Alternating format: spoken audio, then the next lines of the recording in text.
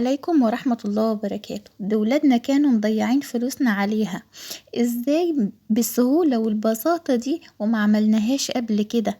بجد ندمت ان انا ما عملتهاش للولاد. بتشد وبتمط وبتلظ وبتدوب في البق، حاجة كده من ورا الخيال. عملت ايه النهاردة؟ بمقادير سهلة وبسيطة جدا جدا عملت طاسة الفراخ بالجبنة الموتزاريلا والكريمة في الفرن. حاجة كده بتلظ وبتمط، حاجة كده تحفة جدا. بسم الله الرحمن الرحيم. اللهم صل وسلم وبارك على سيدنا محمد وآله وصحبه أجمعين. هعرض معاكم الخطوات علشان تشوفوا قد ايه هي بسيطة وسهلة. عملت بشاميل عادي جدا واديته التوابل بتاعته البسيطة خالص. وعملت ايه كمان؟ عملت شاورما سهلة جدا ما فيهاش اي حاجة، يا دوبك كده اتشمعت واديتها البصل والفلفل والحاجات بتاعتها. بصوا دي الجبنة الموتزاريلا اللي انا استخدمتها في الوصفة، وحطيت كمان شوية من الجبنة الموتزاريلا في مع الصوص كده ساحت. حابين تحطوا ميكس جبن براحتكم خالص. بعد ما اتشمعت كده رحت نازله عليها بالبصل والفلفل الالوان، وخلاص على كده مفيش اكتر من كده سهولة. ورصيتها في الطواجن واديتها التوابل بتاعتها وحطيت عليها البشاميل او الكريمة زي ما انتوا حابين قولوا، ودخلتها في الفرن. يا دوبك اخدت وش والجبنة ساحت وطلعت حاجة كده تحفة جدا من ورا الخيال. شايفين؟ براحتكم خالص، وطلعت بالمنظر اللي انتوا شايفينه ده. بجد بجد طاسة واحدة بتمن اللي انا عملته كله ده لما تجيبيها من بره. سموها بقى الاسم الايطالي الاسباني الامريكي زي ما انتوا حابين، انا معرفش غير ان هي طاسة فراخ بالجبنة والكريمة وبس كده. ناخد بقى الخطوات كده على الهادي وتشوفوا التكات والحركات اللي احنا عملناها. طبعا انا عملت معاها طبعا عشان عملت شاورما فعملت تومية. حابين تاكلوها مع عيش محمص براحتكم، مع مكرونة براحتكم، مع بطاطس براحتكم خالص. دي مقادير الشاورما. معايا فلفل الوان، ومعايا زبادي، ومعايا بصل متقطع شرايح رفيعة، ومعايا كيلو من البانيه متقطع حسب ما انت حابة، مش لازم كيلو. انا عملت غدا وعشاء. ومعايا كمان توابل وبس كده.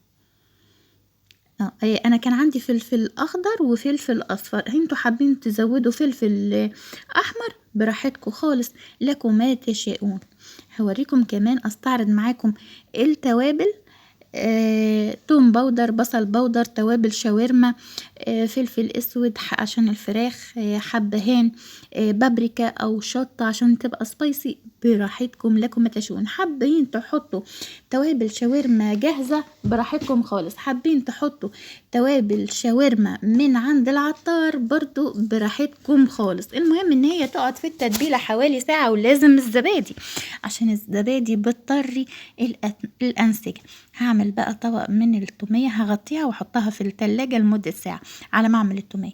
معايا التومية فصين من التوم مع زيت مع ليمون مع ملح مع نشا، 4 معالق من النشا، وكوباية من اللبن، وكوباية من المية، وزيت حسب ما تاخد يعني، ومايونيز. حابة تشيلي اللبن وتحطي بداله زبادي براحتك خالص. هنا حطيت نص كوباية من اللبن مع نص كوباية من المية، وقلبت فيهم النشا على البارد علشان خاطر تسيح معايا. فاهمين؟ قبل ما ادخلها النار وتعمل تكتلات وتكلكعات لغاية ما انتوا شايفين كده، ولعت عليها النار وقعدت اقلب فيها وظبطتها وظبطت الملح بتاعها. حابة تحطي توم باودر بدل التوم العادي براحتك خالص، حابة تحطي هما فصين توم بس مش اكتر من كده، ومايونيز. وحابة تبدلي اللبن بزبادي براحتك برضو. بعد كده هزود بقى اللبن الباقي مع المية وهديها حسب ما اخليها كريمي، هفضل ازود كده بالراحة لغاية ما تبقى كريمي. حسب امكانياتك زودي المقادير وقللي من عموما الفيديو مش قضيتنا النهاردة التومية عملناها كتير وفي فيديوهات كتير عاملة زي الجاهزة بالظبط بصراحة، لكن احنا قضيتنا ان احنا شكلنا اكلة حلوة لاولادنا من البيت ورخيصة جدا، وبنشتريها من بره غالية قوي. حطيت اهو معاكي مايونيز وظبطتها وحطيت الزيت برضو وضربتها كده في الخلاط كلها في بعضها علشان تبقى لونها كريمي. تعالي شوفي بقى كأنها جاهزة، كريمي بالظبط. هحطها في الطبق، هوريها لك كمان وهي بتتصب في الطبق، حاجة كده تحفة جدا من ورا الخيال. انا زودت عليها مية ولبن علشان عايزاها تبقى سايلة حبة. بصوا بقى اللون كأنها جاهزة بالظبط. حطيتها في البولة بتاعتها وخلاص. على كده ندخل بقى على الشاورما.